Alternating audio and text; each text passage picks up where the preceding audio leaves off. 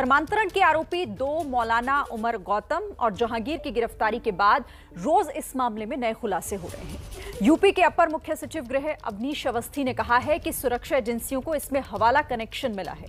जांच में एक विदेशी बैंक में पैसों के ट्रांजैक्शन के सबूत भी मिले हैं।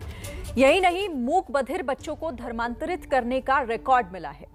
पुलिस की शुरुआती जांच में यह भी पता चला है कि सिर्फ हिंदुओं का नहीं बल्कि सिख, ईसाई और जैन धर्म के लोगों को भी इस्लाम धर्म कबूल करवाया गया।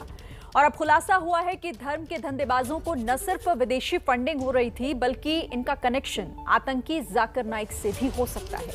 और यह दावा किसी और ने नहीं बल्कि उत्तर प्रदेश के मंत्रियों ने ही किया है।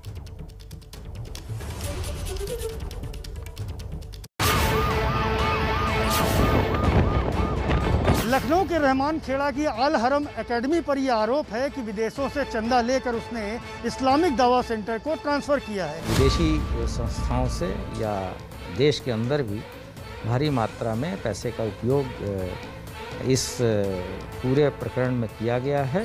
वहाँ पर 33 करोड़ देवी देवताओं की बात होती थी और मरने के बाद 84 लाख योनियों में आवागमन की बात होती थी। इनकार्नेशन की, पुनर्जन्म की बात होती थी जो मेरी दूर दूर तक समझ में नहीं आती थी।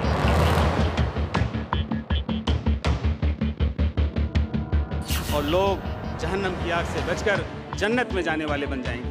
तो ये तो कांग्रेस और उनके समर्थित दलों का पाला हुआ कहीं न कहीं प्यादा था। दस्तावेजों के आधार पर ये बात बताई गई थी कि 1000 सिक्के करीब या उससे कुछ ज़्यादा लोगों के धर्मांतरण कराए गए। करीब 1000 से अधिक लोगों का जबरन प्रलोभन देकर के धर्मांतरण कराया गया है। उनके नाम धीरे धीरे उजागर हो रहे हैं। इंटरनेशनल कुछ संस्थाओं के भी नाम आए हैं, इंटरनेशनल फंडिंग की भी बात सामने आ रही है। क्या उत्तर प्रदेश में पकड़े गए धर्म परिवर्तन रैकेट के पीछे इंटरनेशनल साजिश है? क्या देश में हिंदुओं को इस्लाम धर्म कबूल करवाने वाले नेटवर्क को विदेश से फंडिंग हो रही थी? ऐसे हजारों लोग हैं। तो अल्लाह का फजल है कि अल्लाह ने तौफीक दी ईमान की, इस्लाम की। क्या देश में सांप्रदायिक तनाव को भड़काने के लिए पाकिस्तानी खुफिया एजेंसी ISI ने धर्म परिवर्तन के धंधे वाला जाल बिछाया था? डॉक्टर उमर गौतम साहब यहाँ तशरीफ रखते हैं, हमारी दावत पर दिल्ली से तशरीफ लाए हैं। ऐसे कई सवाल मुंह उठाए जवाब मांग रहे हैं और सवालों को मजबूती मिली है उत्तर प्रदेश के कानून मंत्री ब्रजेश पाठक के बयान से। इंटरनेशनल कुछ संस्थाओं के भी नाम आए हैं, इंटरनेशनल फंडिंग की भी बात सामने आ रही है। लेकिन चूंकि जांच चल रही है इसलिए अभी सब कुछ कहना उचित नहीं होगा। लेकिन ये तय है कि सरकार ने निर्णय लिया है, इस मामले में जो भी दोषी होगा उसको हम कड़ी से कड़ी सजा देंगे, NSA भी लगाएंगे। और उत्तर प्रदेश सरकार के सिर्फ एक मंत्री नहीं बल्कि दो मंत्रियों ने धर्म परिवर्तन करवाने वाले रैकेट को लेकर बहुत चौंकाने वाले दावे किए हैं। भाव नहीं है, वो भगोड़ा है, भागा हुआ है। यूपी के कानून मंत्री ब्रजेश पाठक के बाद राज्य के एक और मंत्री मोहसिन रजा का बयान सुनिए, जो धर्म परिवर्तन रैकेट के पीछे जाकिर नाइक का हाथ बता रहे हैं। तो ये तो कांग्रेस और उनके समर्थित दलों का पाला हुआ कहीं न कहीं प्यादा था और इसी को पाल पोस कर उन्होंने बड़ा किया था। और उससे निकले हुए ये रूट हैं जो आज धर्म परिवर्तन की बातें आ रही हैं, धर्मांतरण कराते हुए लोग मिल रहे हैं, ये इनके कनेक्शन सीधे उसी से जुड़ते हैं। क्या उमर गौतम वाकई भगोड़े जाकिर नाइक का पाला हुआ प्यादा है? अशहदु अल्लाह इलाहा इल्लल्लाह व अशहदु अन्ना मुहम्मदन अब्दुहु व रसूलुहु व रसूलुहु। माशाअल्लाह सिस्टर, यू आर अ मुस्लिम। क्या उमर गौतम जाकिर के इशारे पर हिंदुस्तान में धर्म परिवर्तन के रैकेट को चला रहा था? Prime minister India Narendra Modi, what do they do? From the Indian constitution they delete act number 370। TV screen पर मौजूद ये वो चेहरा है जिस पर युवाओं को आतंक के रास्ते पर धकेलने जैसे गंभीर आरोप हैं, जो भारत से भागकर मलेशिया में पनाह लिए हुए है।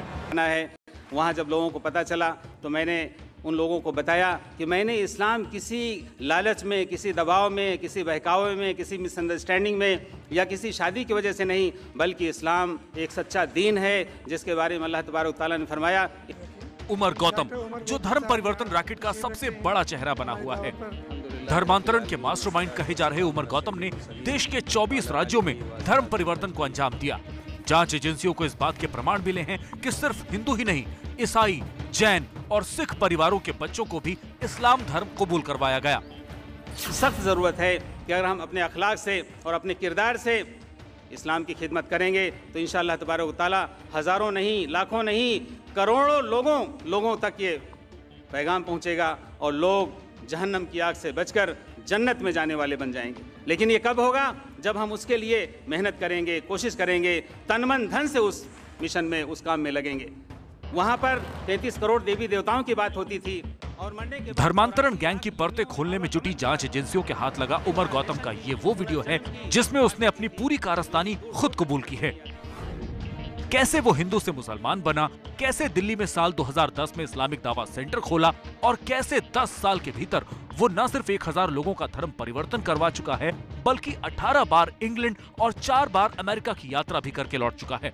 हमारे यहाँ इस्लामिक दावा सेंटर में पोलैंड से, पुर्तगाल से, जर्मनी से, सिंगापुर से, अमेरिका से, इंग्लैंड से, कितने ममालिक से लोग आकर के उन्होंने वहाँ से अपना लीगल असिस्टेंस भी लिया। उनकी मैरिजेस के भी मामलात हुए, कोर्ट मैरिज के भी मामलात हुए। हमें पड़ोसी के हुकूक क्या हैं वो मिला। और अपनी तकरीरों में उमर गौतम हिंदुओं की आस्था का जिक्र करते हुए ये साबित करता है कि वो क्यों मुसलमान बन गया। वहाँ पर 33 करोड़ देवी देवताओं की बात होती थी और मरने के बाद 84 लाख योनियों में आवागमन की बात होती थी, इनकार्नेशन की, पुनर्जन्म की बात होती थी, जो मेरी दूर दूर तक समझ में नहीं आती थी। 37 साल पहले साल 1984 में उमर गौतम श्याम प्रताप गौतम से उमर गौतम बना था। 21 जून को जब उमर गौतम यूपी एटीएस के हत्थे चढ़ा तो उसके साथ काजी जहांगीर की भी गिरफ्तारी हुई थी। सूत्रों के मुताबिक जांच अधिकारियों को पूछताछ में काजी जहांगीर ने बताया कि धर्म परिवर्तन के सर्टिफिकेट वो 2000 रुपए में जारी करता था। जांच से जुड़े एक आला अधिकारी ने बताया कि धर्म परिवर्तन के नए नियमों के आने के पहले तक धर्म परिवर्तन करने के लिए मात्र एक मौलाना का सर्टिफिकेट चाहिए होता था, जिसके आधार पर धर्म परिवर्तन मान लिया जाता था। लेकिन इस खुलासे के बाद कि धर्म परिवर्तन सर्टिफिकेट 2000 रुपए के बदले दिया जाता था, इस मामले में अब तक बरामद 80 से ज़्यादा सर्टिफिकेट वाले लोगों से जिन्होंने धर्म परिवर्तन किया है, उनसे अब जांच एजेंसियां पूछताछ की तैयारी कर रही हैं।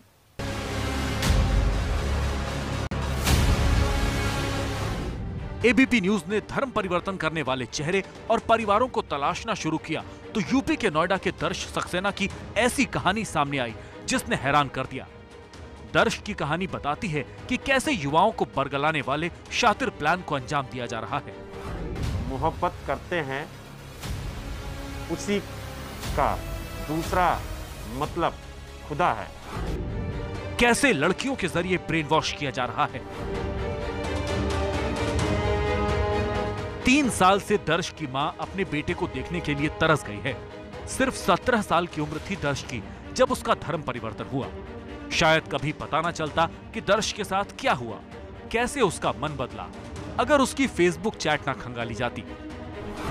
दर्श सक्सेना मई 2018 में घर से लापता हो गया। मां ने पुलिस में गुमशुदगी की रिपोर्ट दर्ज कराई तो पुलिस ने दर्श का फेसबुक प्रोफाइल खंगाला। फेसबुक प्रोफाइल से पता चला कि दर्श नूरिया नाम की एक लड़की के साथ जुड़ा हुआ था। नूरिया के साथ चैट में धर्म विशेष की खासियत पर चर्चा होती थी। मस्जिद जाने और इस्लाम से जुड़ने की अपील थी। पाकिस्तान से जुड़े मैसेज दर्श के फेसबुक पर मिले। इस दिन वो गया है 5 मई को। उससे पहले उसने किसी से कॉन्फ्रेंस कॉल कराई थी हमारी। उसका नाम मोहम्मद नाजिर है। वो इतनी बदतमीजी से बोल रहा था कि अगर ये कुछ करना चाहता है, कुछ बढ़ना चाहता है तो क्यों नहीं इसको बढ़ने देना चाहते हो, क्यों आप अपने बच्चे को दबाना चाहते हो, और ये अच्छी चीज़ें सीखना चाहता है। तो हमने उसको बोला, हमने कहा आपको बात करने की तमीज़ नहीं है, आप कैसे बात कर रहे हो। तो ये नहीं अभी हमारे साथ जाएगा और ये यहाँ नहीं रहेगा, तुम लोग के साथ नहीं रहेगा, हमारे साथ जाएगा। हमने कहा नहीं, हम शाम को घर आ रहे हैं, हम ऑफिस में थे उस समय। हमने कहा हम शाम को घर आ रहे हैं, हम अपने बच्चे से बात करेंगे, उसके बाद में कुछ डिसीजन होगा। तो बोलते नहीं डिसीजन तो हो चुका है, अब ये हमारे साथ जा रहा है बस। उसके बाद वो चला गया। कॉल आई थी 18 जून 2018 में ही आई थी, क्योंकि उस दिन उसकी दोनों सिस्टर का बर्थडे होता है। तो उसने उन लोगों को बर्थडे विश किया और वो बहुत रो रहा था। उसने किसी और के फ़ोन से फ़ोन किया था। तो हमने उसको बोला, हमने कहा बेटा कोई बात नहीं, गलती हो जाती है, आप बिना बताए घर से चले गए, कोई बात नहीं, आपको कोई कुछ नहीं कहेगा, आप घर आ जाओ। तो वो बहुत रो रहा था कि नहीं मम्मा मैं अभी घर नहीं आ सकता हूँ, ना ही मैं ये बता सकता हूँ कि मैं कहाँ पे हूँ। दर्श सक्सेना अब रिहान अंसारी बन चुका है। सिर्फ नोएडा ही क्यों, बुलंदशहर में भी धर्म परिवर्तन की कहानी सामने आई है। बुलंदशहर के साठा इलाके का रहने वाला अविनाश अचानक गायब हो गया है। परिवार का आरोप है कि बेटा बहकावे में आकर नमाज पढ़ने लगा था और मुस्लिम धर्म अपना लिया था। बदल दिया? हाँ जी, नाम वगैरह सब बदल दिया, मोहम्मद अनीस करवा दिया। अविनाश से मोहम्मद अनीस हो गया वो। हाँ जी। एबीपी न्यूज के पास उमर गौतम और जहांगीर काजी के इस्लामिक दावा सेंटर से मिली डायरी है। वो डायरी जिसमें ऐसे 28 लोगों के नाम और पते दर्ज हैं जिन्हें हिंदू से मुसलमान बना दिया गया। रजिस्टर में 31 लोगों के धर्मांतरण का प्रमाण पत्र है।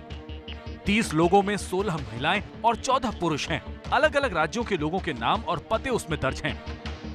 1 दर्जन से ज्यादा राज्यों में नेटवर्क फैला है। धर्मांतरण करने वाले ज्यादातर 25 से 35 साल के बीच के हैं। उम्र के फैक्टर के मुताबिक शादी और रोजगार का लालच दिया जाता था। ये अक्षिता शर्मा से आमना बनी महिला का प्रमाण पत्र है।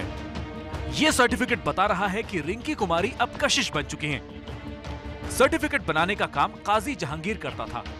मामले की गंभीरता देखते हुए यूपी पुलिस इस मामले में दूसरी जांच एजेंसियों की मदद भी लेने जा रही है। मैं फतेहपुर जिला कानपुर इलाहाबाद के दरमियान उमर गौतम का जो वीडियो जांच एजेंसियों के हाथ लगा है उसमें वो खुद बता रहा है कि वो फतेहपुर का रहने वाला है और कैसे वहाँ के लोग उसे सिर पर बिठाते हैं।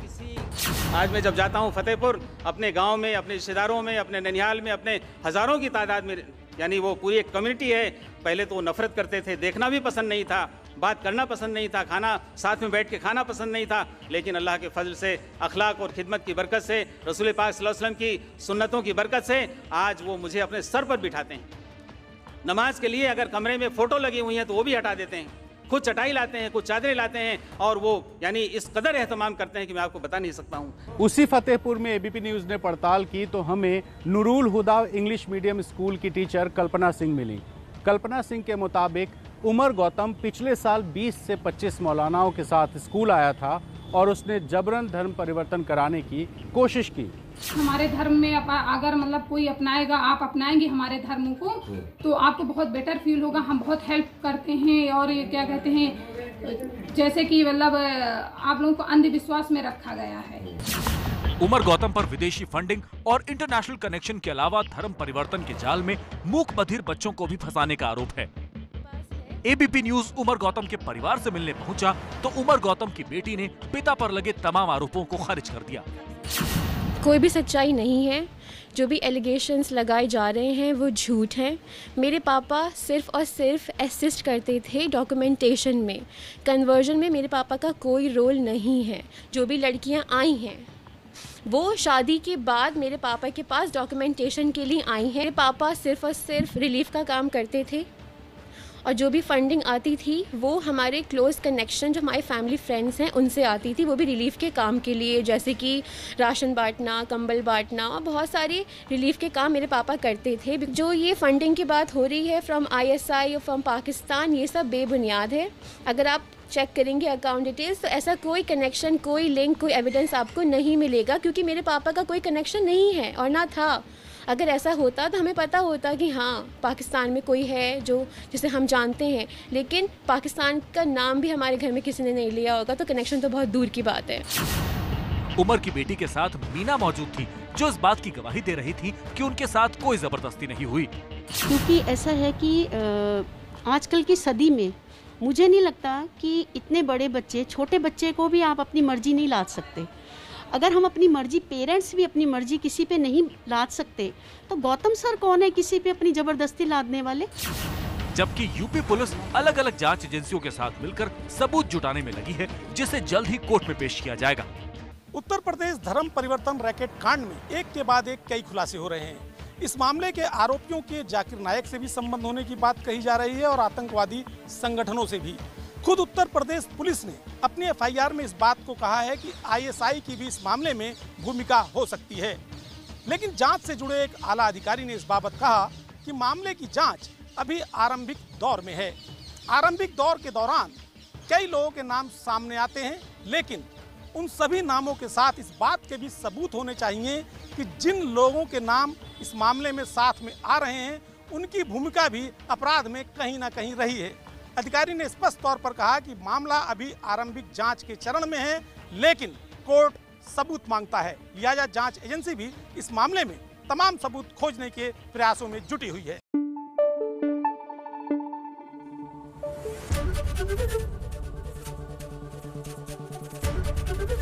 एबीपी न्यूज आपको रखे आगे।